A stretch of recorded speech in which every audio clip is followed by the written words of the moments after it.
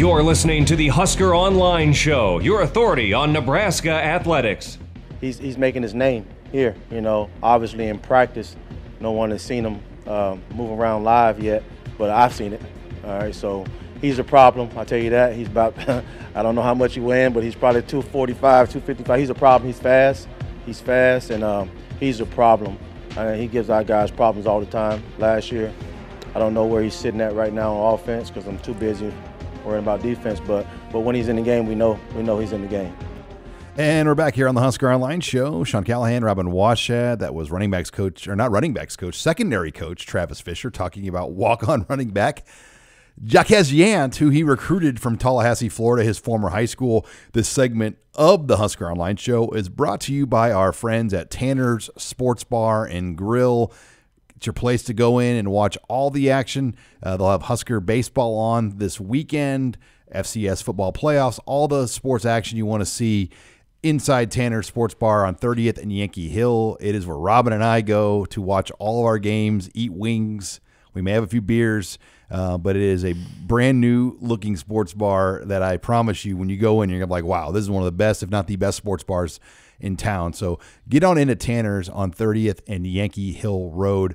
Robin, you heard Fisher talking about Jaquez Yant, and he said he's causing problems. And, you and I have been doing this a long time together, and over the spring, it's easy to fall in like a spring trap and get overly excited about a guy that's never going to play. Mm-hmm. And so when we first saw Jaquez Yant, we were like, don't do it. Don't take the trap just yet. But I think as we head now through 4 weeks of practice, they're almost done. It's legit. I mean, there's a legit story brewing with this walk-on running back from Tallahassee, Florida, who really isn't a walk-on. I mean, he was an academic redshirt because he could not qualify, so they got him in the back door barely, and he's lost weight. He's gotten in shape. He's still 245, 250, but he's running hard, and he's getting the attention of this coaching staff with the reps that he's gotten, and he's made himself a factor, and that's really been interesting to see.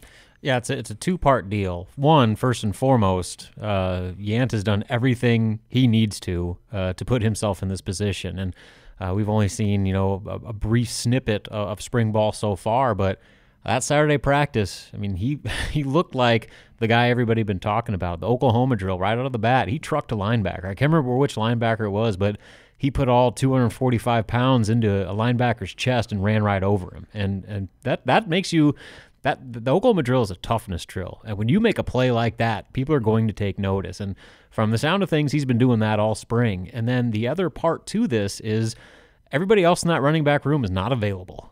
Marquis Stepp is out for the entire spring with a foot injury. And, on that Saturday practice, 4 other running backs, or 4 in total, were sitting out watching from the sidelines with various injuries. And you pair that with last year, none of those guys were consistent whatsoever in their availability. If you're bringing it every day and playing at a high level and doing the things that Jaquez Yant is doing on a day-to-day basis, you are going to have every showing up opportunity. to work matters. Exactly. And when you show up and you take advantage of those opportunities, it is going to pay off for you in the long run. So a lot left to be determined between now and the start of the season. I mean, obviously, those running backs are going to get healthy, hopefully, and create a little bit more depth at position and more competition. But for the here and now, Yant is doing everything necessary to make himself a factor that cannot be ignored going into the end of spring ball. Yeah, and it'll be interesting how that all shakes out, what kind of reps he gets in the red-white game. I know one of the things they wanted to see is how he could do with live contact. Mm-hmm. It's one thing to go into contact when you know you're not going to get tackled. How's he going to run when it's actually live, full to the ground hitting? So we'll see and learn more.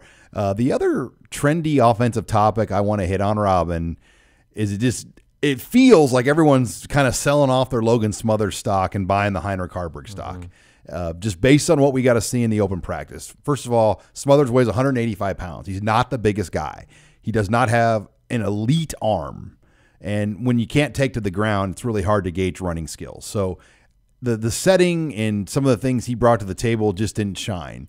On the other hand, you look at Haarberg. He's 6'5", 6'6". He's got an elite arm. He can run. And so there's a lot there that intrigues you. And I think it's complicated, this number 2 battle at quarterback.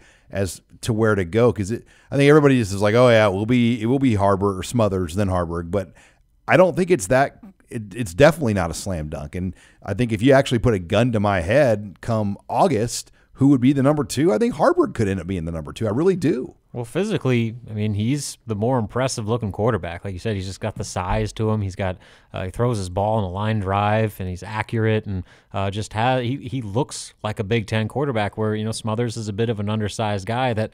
Again, I always preface this. It was one practice, but it was let's overreact. Yeah, but it was the most substantial snaps we've seen Logan Smothers take as a Husker. And so in that opportunity, there were plays where I didn't know where the ball was going. It was a duck, and it was 5 yards over the receiver's head, and the timing was off, and it just wasn't there.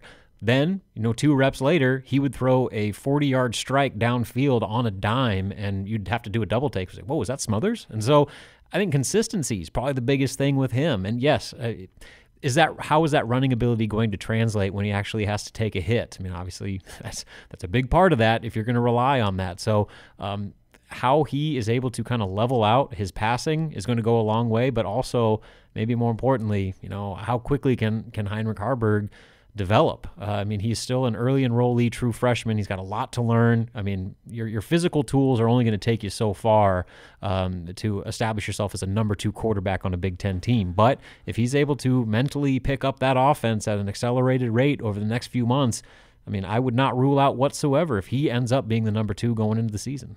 Yeah, just his upside just looked better. And I'll tell you, the injury that Smothers suffered at the very end of his high school, then he played through it and went through surgeries. Then he lost all of last year in the winter, in the spring, because of COVID, and he obviously didn't get the reps that he was going to get. So, he just has some rust on him still. And I'm not by any means saying you should give up on Smothers, because there's a lot of time left for him, and I know he's a coach's kid. He's a competitor. So this thing's far from over. I still wonder about a transfer quarterback, if that is really going to happen. To me, it matters who it is. And the problem is you want this perfect transfer quarterback that may not exist. You want this guy that's better than Smothers and Haarberg, that is okay with being the number 2 to Adrian Martinez. That's also an old guy. I mean, it's like trying to internet date, trying to find the perfect girl you want to go out with, and she's got to check all these boxes for us to take her out. And I just don't know if that's going to exist. Yeah, and a big part of the transfer debate was if those other quarterbacks were not ready. And I don't think that's going to be the case. I mean, I think that when all is said and done, Nebraska is going to feel good enough about that quarterback room, and especially if Smothers can find some consistency and Haarberg can continue to develop, I think they'll be okay with riding that. But it's a fine line to walk, because you're talking about Adrian Martinez, who has not played a full season since he's been at Nebraska. And so trusting him to make it through a full year is rolling the dice. And you better have somebody that you feel good about that's ready to come in and play and take over the offense when necessary. But just because history suggests that will happen. The only guy I thought that ever made sense was Terry Wilson, a 1-year starter.